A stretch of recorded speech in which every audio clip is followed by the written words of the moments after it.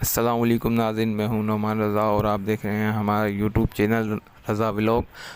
तो बात करेंगे आज अल्लामा हाफ़िज़ साद हुसैन रिज़वी के दौरे की, जो कि कराची में उन्होंने दौरा फरमाया और महंगाई निजात मार्च से बयान फरमाया उन्होंने। उसके बाद जो है उन्होंने औरतों के अंदर जाकर जो है कन्वेंशन भी उन्होंने की और जो है यूनिवर्सिटी के अंदर जो है कराची यूनिवर्सिटी में भी उन्होंने एक बयान फरमाया है और बहुत ज़बरदस्त जो है बयान फरमाया उन्होंने। बहुत दबंग किस्म का जो है उन्होंने बयान फरमाया है कराची यूनिवर्सिटी में। तो उस बयान के हवाले से आपको हम वो बयान सुनाएंगे और जो है आपको दिखाएंगे वो बयान जो कि उन्होंने कराची यूनिवर्सिटी के अंदर फरमाया है। और बहुत ही जो है प्यारा बयान है और बहुत ही जो है गैरतमंदाना जुर्रतमंदाना दबंग किस्म का बयान है उनका। तो चलते हैं बयान की जानिब। तब तो हम बड़े आज़मों पर हुकूमत करते थे, लेकिन जब से ये ताल्लुक कमजोर हुआ है, इकबाल कहते हैं ना कि वो फाका कश जो मौत से डरता नहीं, जरा रूह मोहम्मद इसके बदन से निकाल दो। तो ये तमाम कुफ्र और उसके एक ही मेहनत में है कि जनाब इनका ताल्लुक अपने आका और मौला सल्लल्लाहु अलैहि वसल्लम से कमजोर कर दिया जाए। वो समझते हैं कि हम दुनियावी तालीम, अभी मुझे बताया भाइयों ने कि हमारी वहां बहनें भी सुन रही हैं, तो वो ये समझते हैं कि जनाब हम ये तालीम देकर और ये जनाब यूनिवर्सिटी में पढ़ाकर या हम जिद्दत के नाम पर, हम तरक्की के नाम पर इस उम्मत को इस उम्मत के दिलों में इनके आका और मौला सल्लल्लाहु अलैहि वसल्लम की मोहब्बत दिलों से निकाल देंगे, तो ये मुमकिन नहीं है। इसलिए कि इस उम्मत की माओ ने इनको लोरी सदके या रसूलुल्लाह की दी है, इनको लोरी सैयदी या रसूलुल्लाह की दी है, इनको लोरी या नबी की दी है, इनको लोरियां लब्बैक या रसूलुल्लाह की दी है, इनको लोरियां ताजदार खत्म नबूवत की दी है। इनके दिलों में से हुजूर की मोहब्बत को दूर नहीं किया जा सकता। हमने मर्ज का सबब पूछना है और पूछना भी हकीमुल उम्मत अल्लामा इकबाल से है कि अल्लामा इकबाल इस उम्मत की ज़बूहाली का सबब क्या है। तो इकबाल कहता है ज़ां के मिल्लत रा हयात अज़ इश्क़ उस बरगो साज़े कायनात अज़ इश्क़ उस। इकबाल कहता है अगर तुम समझते हो कि बर्मा में लुट रहे हो, तुम समझते हो कि फलस्तीन में लुट रहे हो, तुम ये समझते हो कि कश्मीर तुम्हारे हाथ से चला गया है, तो गम ना करो। हमने कहा इकबाल क्यों? इकबाल कहता है कि निकल कर सहरा से जिसने रूमा की सल्तनत को उलट दिया था, सुना है कुदसियों से मैंने कि वो शेर फिर होशियार होगा। इकबाल कहता है जिसने सहरा से निकलकर कैसर और किसरा की सल्तनत को अपने पांव की ठोकर में डाल दिया था, सुना है कुदसियों से। कहता है मैंने फरिश्तों को आपस में बातें करते हुए सुना है कि अभी हुजूर सैयद आलम सल्लल्लाहु अलैहि वसल्लम की उम्मत अपने हबीब की मोहब्बत के दामन से पैवस्ता होने वाली है और फिर वही दोबारा निशात सानिया वाला माहौल पैदा होने वाला है। लेकिन उसके लिए हमें करना क्या है? उसके लिए हमें करना यह है कि हमने अपने आका और मौला सल्लल्लाहु अलैहि वसल्लम की मोहब्बत को अपने दिलों में रासिख करना है और पुख्ता करना है और इस अंदाज से पुख्ता करना है। इकबाल कहता है तेरी खाक में है अगर शरर, तेरी खाक में है अगर शरर, तो ख्याल फक्र गिना न कर। ये कभी नहीं सोचना कि जनाब हमारे पास वो ताकत आएगी, हम जनाब अमेरिका से कैसे लड़ सकते हैं, हम रशिया को कैसे आंखें दिखा सकते हैं, हम जनाब अपने दुश्मन भारत से बात नहीं कर सकते, हम जनाब पाकिस्तान जनाब इसके अंदर ये है। बाल कहता है नहीं, ये बात नहीं सोचनी। तेरी खाक में है अगर शरर तो ख्याल फक्र गिना न कर, कि जहां में है नाने शहीर पे मदार कुव्वत हैदरी। वो अल्लामा इकबाल ने उस वाक़े की तरफ इशारा किया है कि एक शख्स मस्जिद नबी में आया, मौला कायनात सैयदना अली मुर्तजा मस्जिद में बैठे हुए हैं, तो एक शख्स आके कहने लगा मैंने अली को मिलना है। तो आपने फरमाया मुझे अली कहते हैं। उसने कहा यह कैसे हो सकता है कि मस्जिद में बैठा हुआ शख्स एक कुछ टुकड़े पानी के साथ खा रहा है, तो वो अली तो नहीं हो सकता। वो कहने लगा मैंने उस अली से मिलना है जिसने बाएं हाथ पे खैबर उठाया है, मैंने उस अली से मिलना है, मैंने उस अली से मिलना है जिसने अमर बिन अब्द के 2 टुकड़े किए हैं, मैंने उस अली से मिलना है। मैं वो अली से नहीं मिलने आया कि जो जनाब यहाँ पे बैठ के क्या हो कि मैं कुछ टुकड़े खा रहा हूँ। तो आपने फरमाया झल्लिया मैनू ही अली कहते हैं, और दीवाने मुझे अली कहते हैं। वो हमारी रूहानी पावर है, ये हमारी जिस्मानी पावर है। तो ये याद रखिएगा कि जब भी उम्मत के अंदर किसी भी मामले में अगर कोई कुव्वत आ सकती है तो वो एक ही तरीका है कि जब तक उनके दिलों में हुजूर की मोहब्बत रासिख नहीं हो जाती, जब तक उनके दिलों में हुजूर की मोहब्बत पुख्ता नहीं हो जाती, तब तक कोई मंजिल नहीं मिलने वाली, कोई मंजिल नहीं मिलने वाली। ना हम किसी मंजिल को पा सकते हैं, ना हम किसी निजाम के जरिए हम इस मुल्क अपने वतन अजीज में कोई बेहतरी ला सकते हैं। अगर कोई बेहतरी आ सकती है तो अल्लामा इकबाल से पूछते हैं अल्लामा इकबाल कैसे बेहतरी आ सकती है? अल्लामा इकबाल कहता है फक्र के हैं मौजज़ात ताजो सरीरो सिपा, फक्र है मीरों का मीर, फक्र है शाहों का शाह।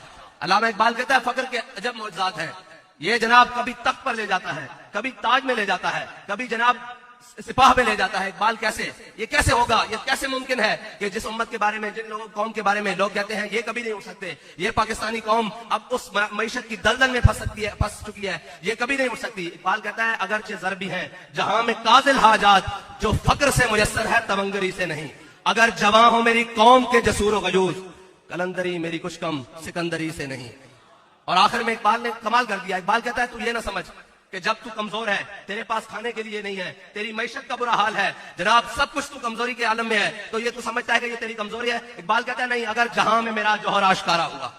इकबाल कहता है जब हमारे पास 2 तलवारें थी, 8 तलवारें थी, 2 घोड़े थे, 313 थे, हम तो 1000 से टकरा गए थे। अल्लामा इकबाल कहता है कि जनाब कभी ये नहीं सोचना कि आपके पास असबाब कम हो तो आप जीत जाओ, ये कभी मुमकिन ही नहीं है। मोमिन जब बेअसबाब हुआ है, अल्लाह ताला की मदद उसी वक्त आई है। अल्लाह ताला अपने बंदों को बेअसबाब होने पर छोड़ता नहीं है, बल्कि मदद ज्यादा करता है। फिर बदर में 2000 फरिश्ते, फिर 4000, फिर आखिर में कहता है नहीं मां मैं भी तुम्हारे साथ हूं।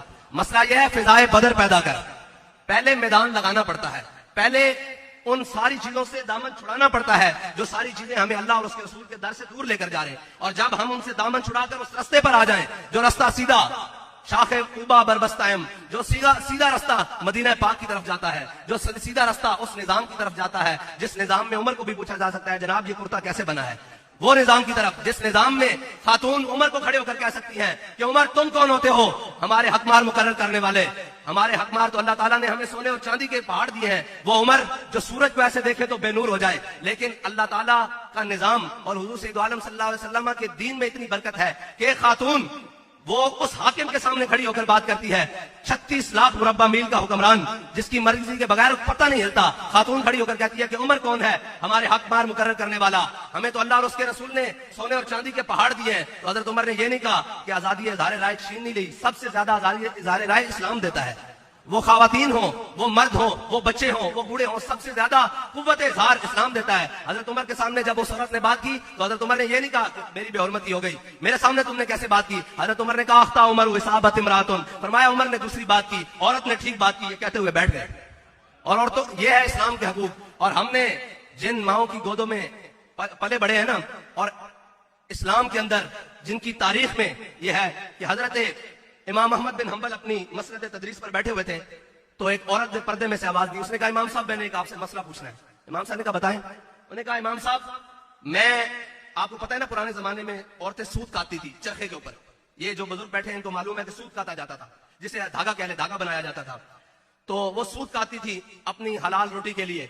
तो उन्होंने कहा इमाम साहब मैं मगरिब के बाद छत के ऊपर बैठकर अपने घर के बालाखाना के ऊपर बैठकर सूत काटती हूँ, तो रात का अंधेरा होता है, मैं अपना चिराग जलाकर सूत काट रही होती हूँ, इस दौरान बादशाह वक्त की सवारी गुजरती है, उसके आगे मिशल बरदार होते हैं जिन्होंने घोड़ों पर मिशलें उठाई होती हैं, मैं सूत काट रही होती हूँ, वो जो मिशलें हैं उनकी रोशनी बुलंद होती है, मेरे चिराग की रोशनी के ऊपर हावी आ जाती है।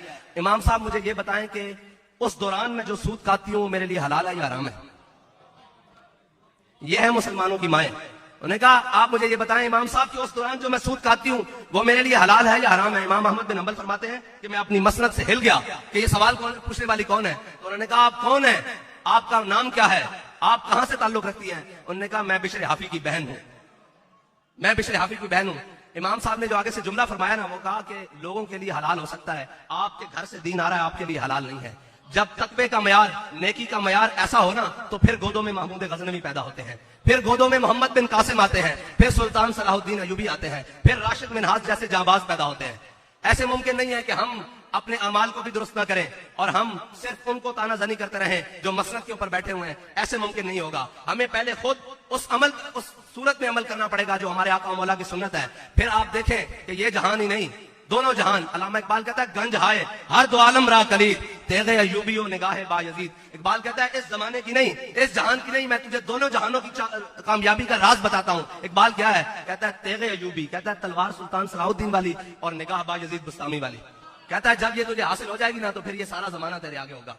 और अल्लामा इकबाल, क्योंकि असल में लोग पढ़े लिखे माहौल में हम आकर बात करते हैं तो हम अल्लामा इकबाल की जुबानी इसलिए बात करते हैं कि उससे पढ़ा लिखा, जिसको ये इल्म कहते हैं, उससे पढ़ा लिखा इस सब कॉन्टिनेंट में बड़ा आलिम पैदा नहीं हुआ, जिसको हकीमुल उम्मत कहते हैं, अल्लामा डॉक्टर मोहम्मद इकबाल कहते हैं। तो हम उसकी जुबान में बात करते हैं ताकि आपके लिए भी आसानी हो और हमारे लिए भी आसानी हो। हम मौलवियों की बात ही नहीं करते, इसलिए कि लोग जिच खाते हैं मौलवियों से। मैंने कहा हमने अगर इकबाल ही मुकम्मल बयान कर दिया तो इकबाल मौलवियों से कम 1000 मील आगे है। इकबाल मौलवियों से 1000 मील आगे है। इकबाल कहता है मर्दे खुदा का अमल इश्क से साहिब फरोग।